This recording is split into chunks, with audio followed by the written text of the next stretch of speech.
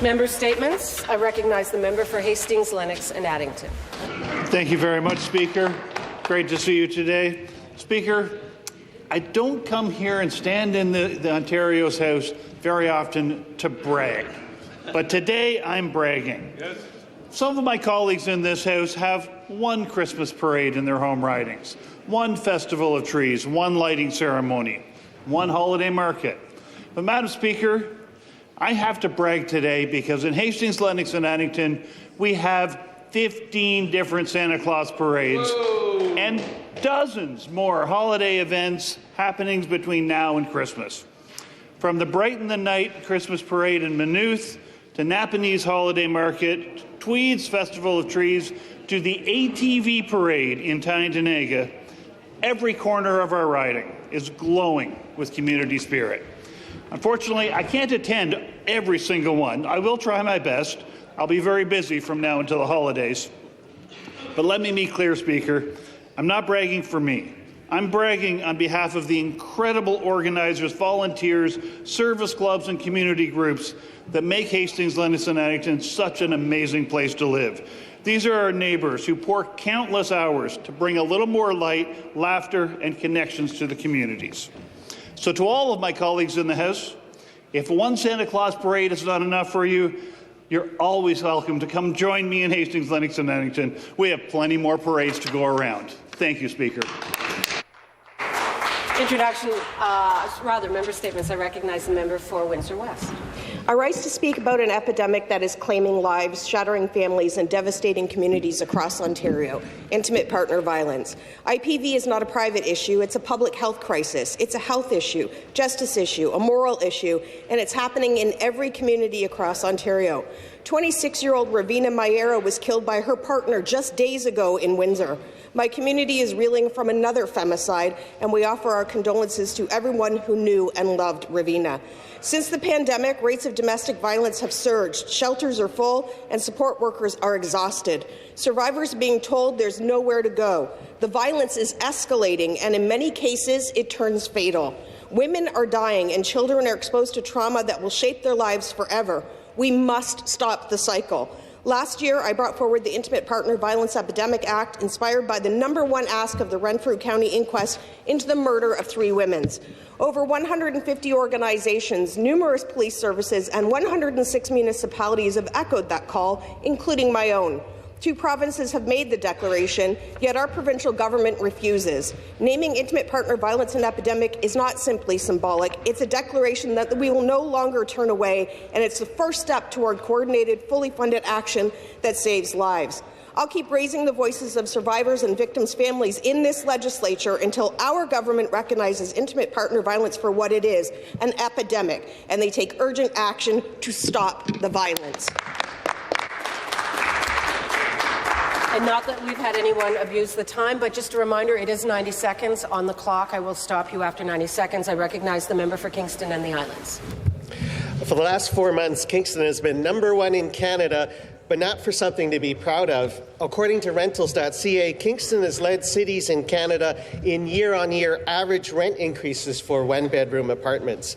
Meanwhile, year-on-year rents across Canada have declined for 13 straight months. Kingston was in a big hole in 2018 with one of the lowest rental vacancy rates in the country. We've been beating our provincial home building targets in the last couple of years, but we've got a long way to go for housing affordability. It's no surprise that studentification, expansion of a homogeneous student housing area around post-secondary institutions like Queen's, has been pushing families out, directly contributing to urban sprawl. Last week, the Ontario government announced $83 million in funding to build 1,400 new student beds in a high-rise, high-density on-campus housing for Toronto Metropolitan University. Let's do the same for Kingston. I call on the Government of Ontario, the City of Kingston, Queen's University, and the Sydenham District Neighbourhood Association to be bold, to work together and build high-density on-campus housing. Kingston needs this. Planners support it. The Neighbourhood Association supports it. Let's be bold because housing touches everything. Housing that's affordable opens so many doors to solving social problems and fostering economic growth. Let's build the future Kingston deserves. I recognize the member for Mississauga-Malton. Madam Speaker, November is a Hindu Heritage Month, a time to reflect on the rich spiritual, cultural and philosophical tradition of over 1 million Canadian Hindus, guided by the value of ahimsa, non-violence, seva, selfless service, and the timeless ideal of Vasudev Kutumbakam. The world is one family. It is a way of life rooted in harmony, duty, compassion, and respect for all living beings. Hindu Canadians have made significant contribution in all sectors. Their achievements reflect the opportunities Canada provides to everyone. An example is founded in Vijayadashmi in 2021, based in Ontario with chapter across Canada, aligned with the shared value of our province. Canadian Hindu Chamber of Commerce is promoting ethical prosperity, community collaboration, and inclusive economic growth, grounded in the timeless values of dharma, rightness, seva, service, samriddhi, prosperity. The Chamber upholds the principle of hard work, integrity and service, deeply rooted in Sanatan Dharma. Keep up the good work. My heartfelt gratitude to all Canadians for their big-hearted embrace of every ethnicity, religion and culture. Canada's spirit of openness allows every community to thrive, contribute and celebrate their heritage with pride. Happy Hindu Heritage Month. Hari Om, which means may God remove suffering and connect us to the universal consciousness. Thank you, Madam. I recognize the member for London North Centre. Thank you, Speaker. I'm glad to rise today to highlight a recent anniversary that all members should be made aware of.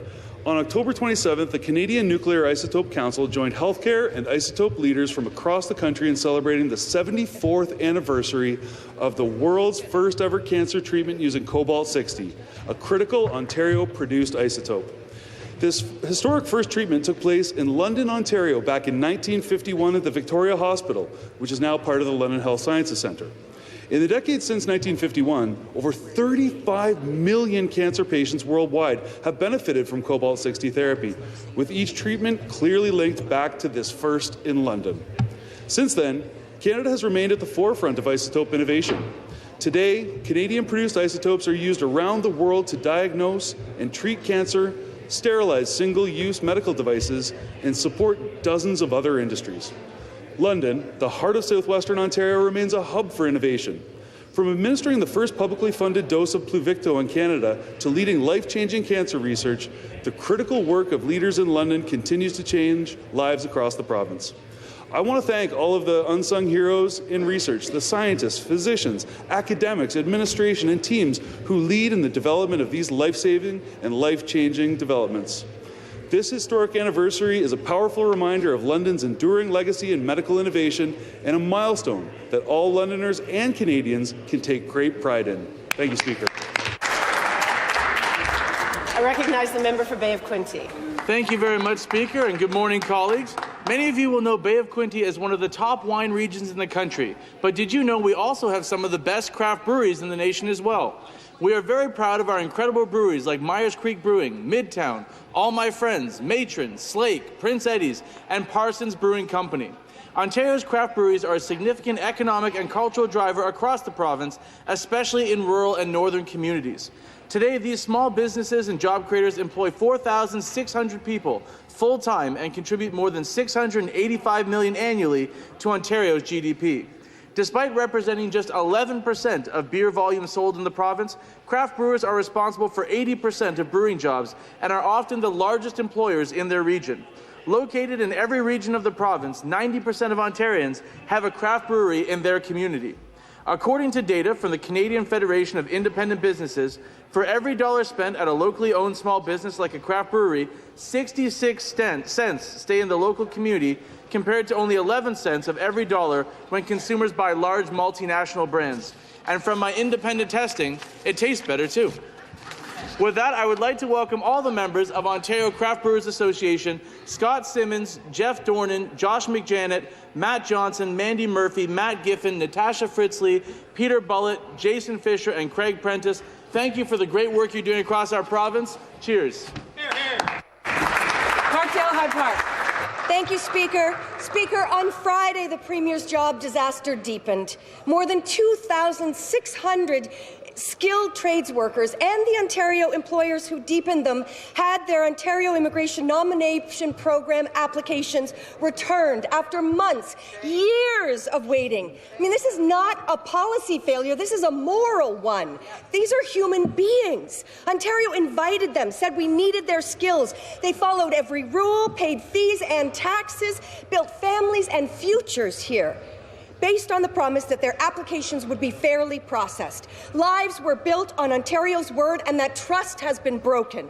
One worker speaker told me that his mother sold her jewelry so he could come here. Another supports 2 aging parents, and a third said, last year, Premier came to my factory, told us Ontario needed us. Now I have a form letter in my hand. He has played with my future. Speaker, it is rich that the Minister of Labour cast sweeping accusations of misrepresentation. While these workers were building Ontario, he was sipping champagne in Paris.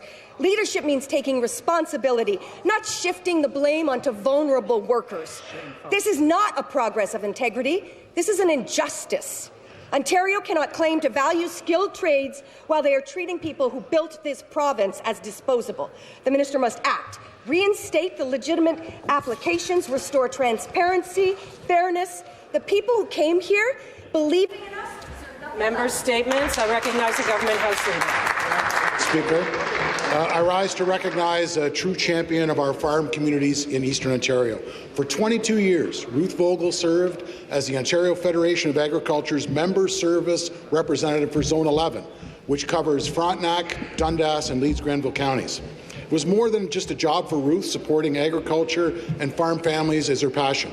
She was incredibly dedicated, working behind the scenes and around the clock, organizing meetings, farm tours, and special events.